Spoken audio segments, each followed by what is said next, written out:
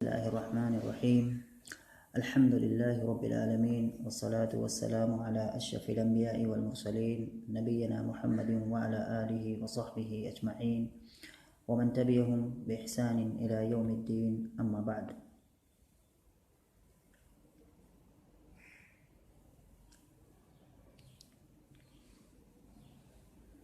پچھلی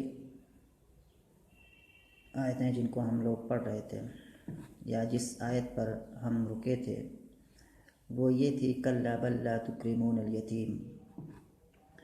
اس سے پہلے اللہ تبارک و تعالیٰ نے تذکرہ کیا ہے انسان کے بارے میں، انسان کی فطرت بیان کی ہے۔ یہ کافروں کے بارے میں کہا ہے یہ چیز کہ اس کو جب اللہ تعالیٰ کسی نعمت سے نوازتا ہے، کسی اچھی چیز اس کو عطا کرتا ہے تو وہ اس پر کافی خوش ہوتا ہے، اس پر اترانے لگتا ہے اور کہتا ہے کہ دیکھو اللہ تعالیٰ نے میرے اوپر یہ نعمت نازل کی ہے اور اللہ تعالیٰ مجھ سے خوش ہے۔ اگر وہ مجھ سے خوش نہ ہوتا تو میرے ساتھ اتنا اچھا برتاؤ نہیں کرتا، اور جب اس پر کوئی پریشانی، جب کوئی مصیبت نازل ہوتی ہے تو پھر وہ کیا ہے، وہ پھر چاہتا ہے، روگردانی اختیار کرنے لگتا ہے اور کہتا ہے کہ اللہ تعالیٰ نے میری توہین کی۔ یہاں اس بات کے اندر اس نے ایک دلیل پکڑی، وہ یہ کہ مال و دولت جو مجھے ملی ہے یہ اس بات پر دلیل ہے کہ اللہ تعالیٰ مجھ سے خوش ہے اور میں صحیح راستے پر ہوں، میں جو کچھ بھی کر رہا ہوں وہ صحیح ہے، اور اگر میں غلط راستے پر ہوتا تو اللہ تعالیٰ میرے ساتھ اتنا اچھا معاملہ ہرگز نہیں کرتا۔ لیکن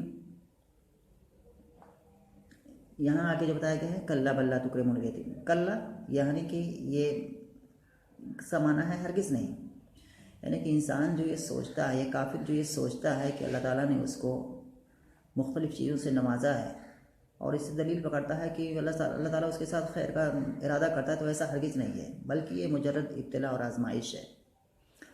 اللہ تعالیٰ اس دنیا کے اندر سب کو عطا کرتا ہے، جو بھی محنت کرتا ہے، مشقت کرتا ہے، سب کو دیتا ہے، قطعی نظر اس کے کہ وہ کافر ہے کہ مومن ہے، سب کو نوازتا ہے۔ لیکن آخرت میں اللہ تعالیٰ صرف مومنوں ہی کو نوازے گا، کافر کو کچھ بھی نہیں دے گا۔ تو یہ دستور ہے اس دنیا کے اندر، جو بھی محنت کرے گا، جو بھی ہاتھ پیر مارے گا، اللہ تعالیٰ اس کو دے گا، چاہے وہ مومن ہو یا کافر ہو۔ اور یہ چیز ایک آزمائش کے لیے بھی ہوتی ہے کہ اس میں بندے کی آزمائش ہوتی ہے کہ وہ اس کے مال کے ساتھ کیا کرتا ہے۔ تو یہ ساری چیزیں تھیں۔ تو یہاں پر ہے کلا، یعنی کہ ہرگز نہیں، انسان جو سوچتا ہے یا کافر جو سوچتا ہے اس طرح کی باتیں، تو یہ بالکل باتیں ہرگز ایسا نہیں ہے کہ وہ بالکل صحیح راستے پر ہے، وہ ہر طرح سے پاک و صاف ہے، بالکل جو کچھ بھی وہ کر رہا ہے وہ صحیح ہے، اس کے اندر کوئی عیب یا کوئی کمی پائی ہی نہیں جاتی ہے۔ تو یہاں پہ کلا بلکہ یعنی کہ یہ چیز ایسی ہے ہی نہیں، بلکہ تمہارے اندر، یعنی کہ اس کافر کے اندر اللہ تعالیٰ کہہ رہا ہے کہ تمہارے اندر یہ کمیاں پائی جاتی ہیں، بہت ساری کمیاں تمہارے اندر، بہت ساری برائیاں پائی جاتی ہیں،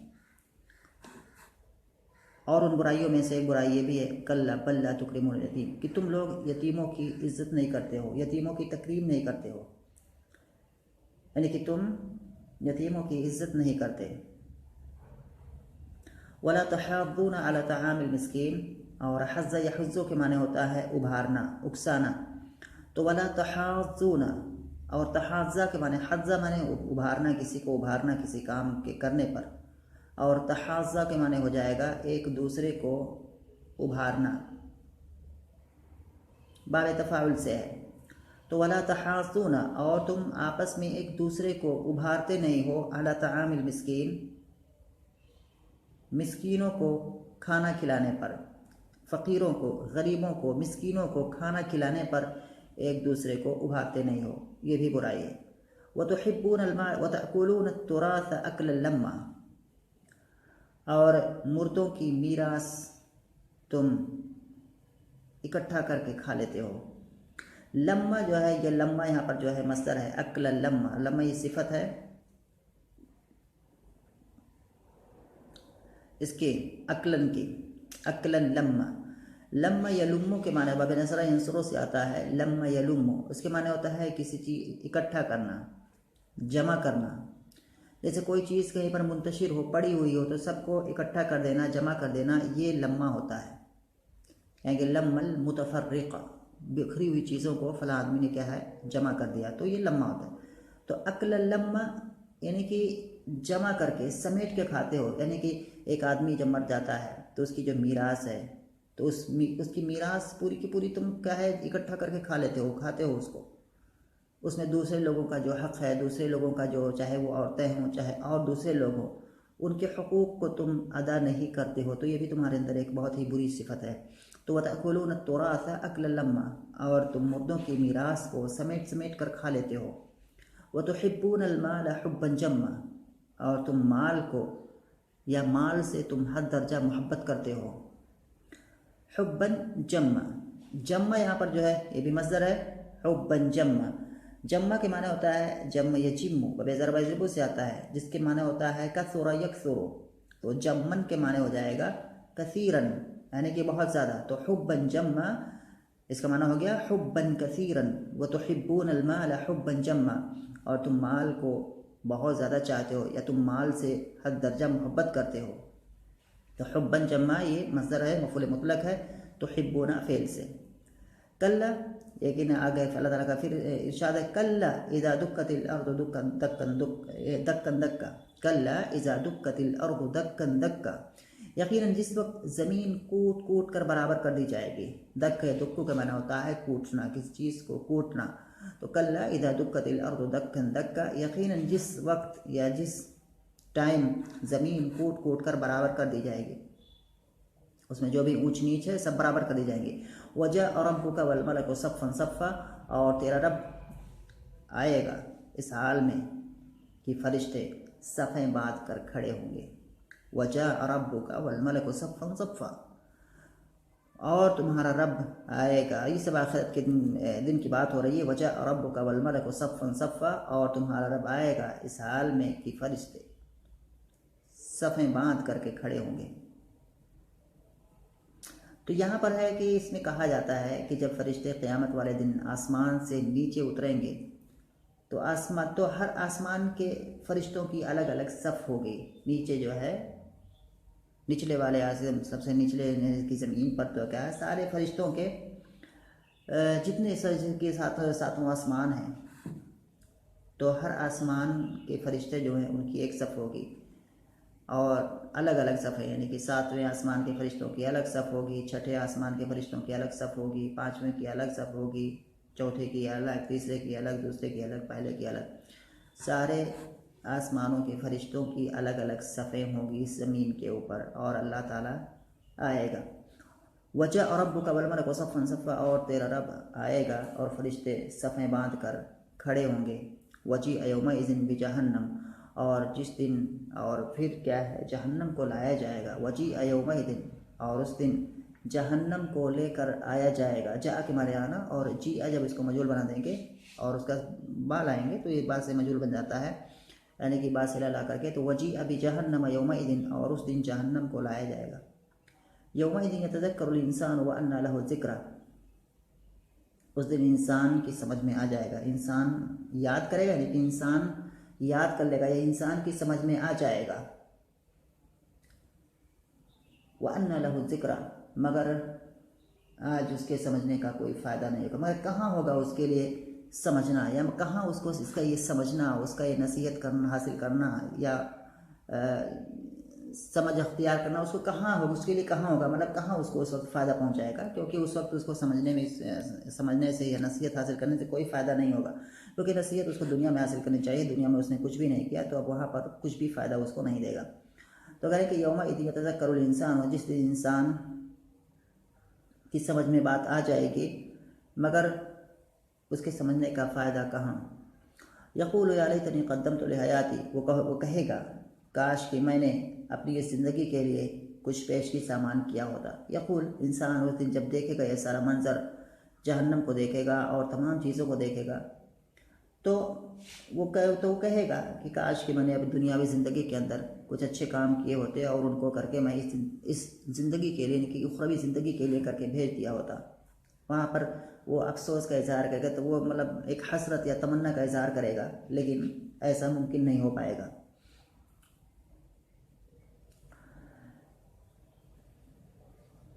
تو یقول یا لیتنی، تو وہ کہے گا کہ کاش کہ میں نے اپنی اس زندگی کے لیے کچھ پیشگی سامان کیا ہوتا. فَيَوْمَئِذٍ لَا يُعَذِّبُ عَذَابَهُ أَحَدٌ، بس آج اللہ کے عذاب جیسا عذاب کسی کا نہ ہوگا.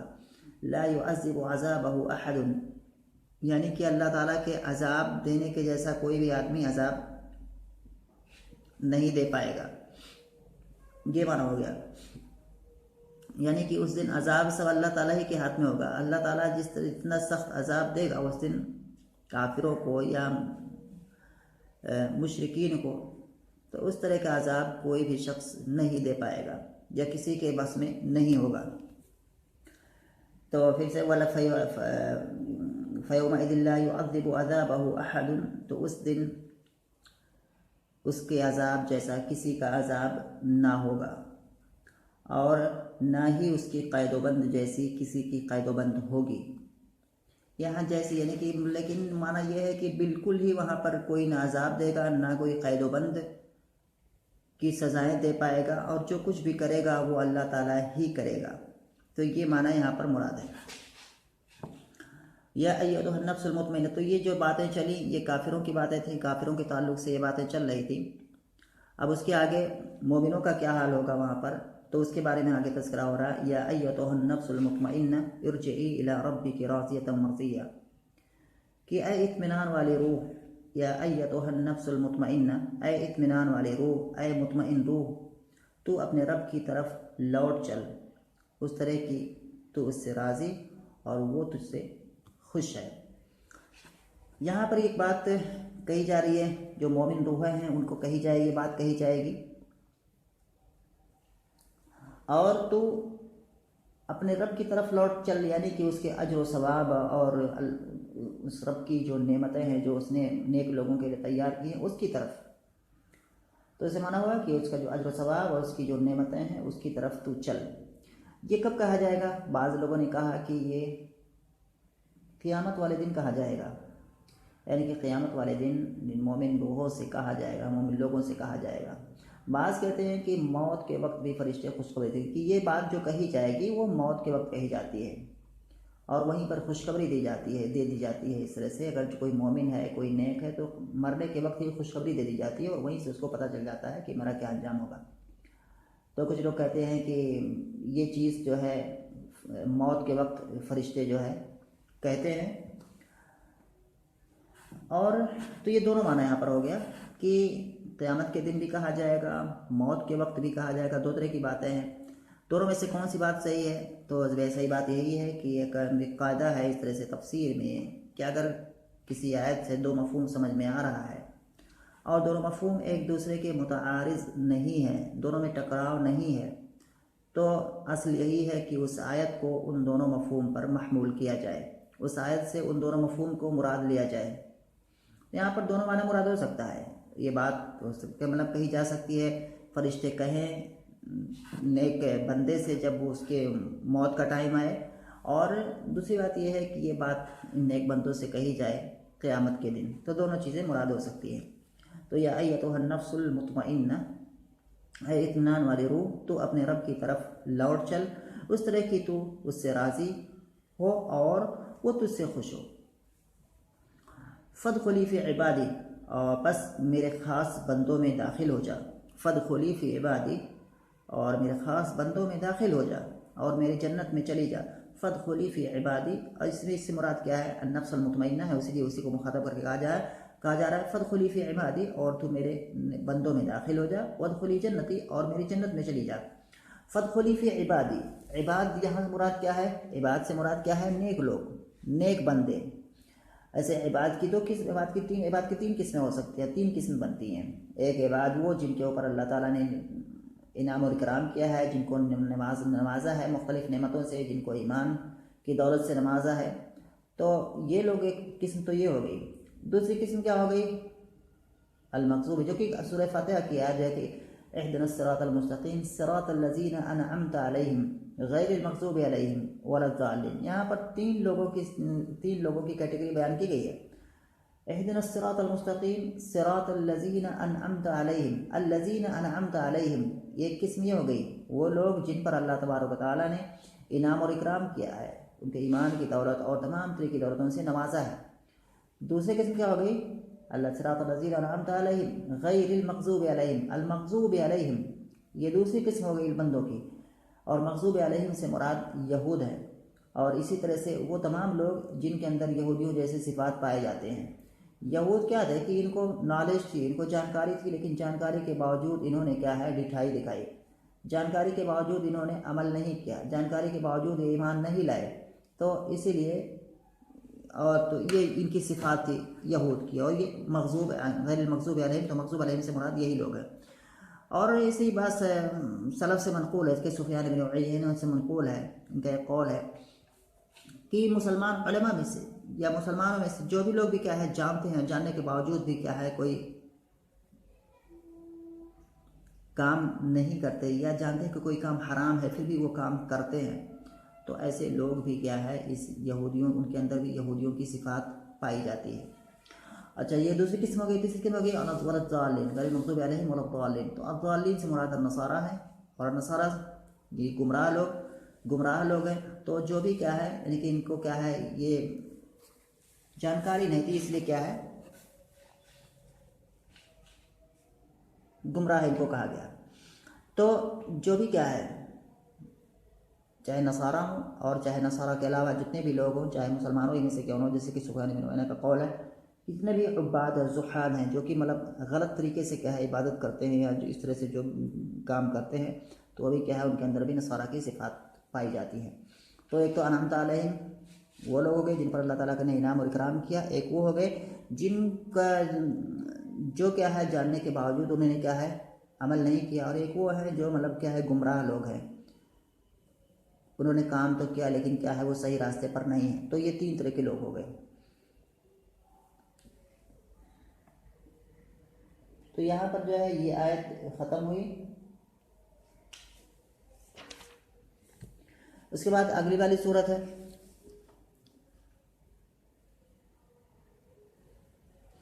سورۃ البلد ہے، یہاں سے شروع ہو رہی ہے اگلی صورت سورۃ البلد۔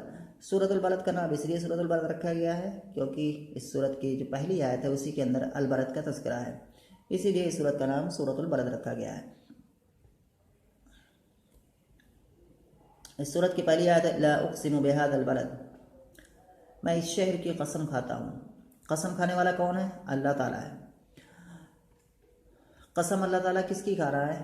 اس شہر کی کھا رہا ہے، اور اس شہر سے مراد مکہ ہے، یعنی کہ یہ بلد ہے یہاں پر تذکرہ جس کا ہوا ہے یہ مکہ اس سے مراد ہے، جس میں اس وقت جب اس سورت کا نزول ہوا نبی کریم صلی اللہ علیہ وسلم قیام پذیر تھے۔ آپ صلی اللہ علیہ وسلم کا مولد بھی یہی شہر تھا، یعنی کہ آپ صلی اللہ علیہ وسلم کی ولادت بھی اسی شہر میں ہوئی۔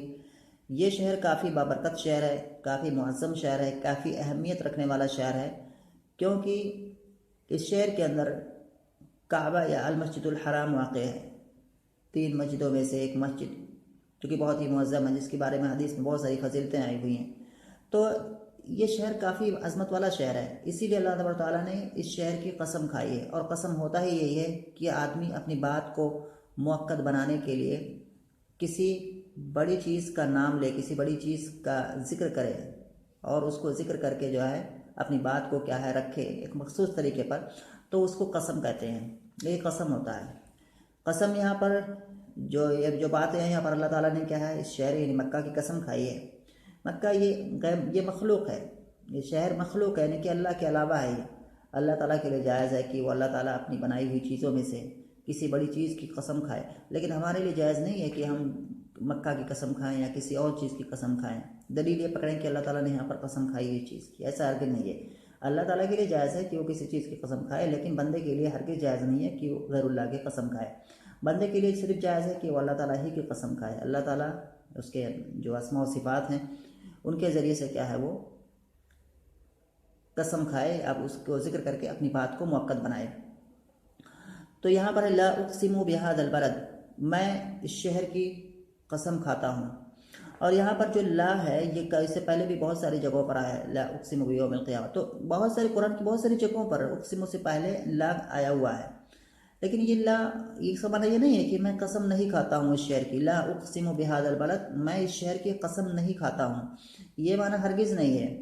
تو یعنی کہ یہاں پر لا نافیہ نہیں ہے جو کہ فعل مضارع پر داخل ہوتی ہے، وہ لا ہرگز نہیں ہے، بلکہ یہ یہاں پر لا تاکید کے لیے آئی ہوئی ہے، تو تاکید کے لیے بھی لا آتی ہے، تو اس کا معنی یہاں تاکید کا ہے، لا اقسم بہذا البلد، یقیناً میں اس شہر کی قسم کھاتا ہوں، تو اس کا معنی یہی ہے، تو تاکید کا معنی ہے اور نفی کا معنی ہرگز نہیں ہے۔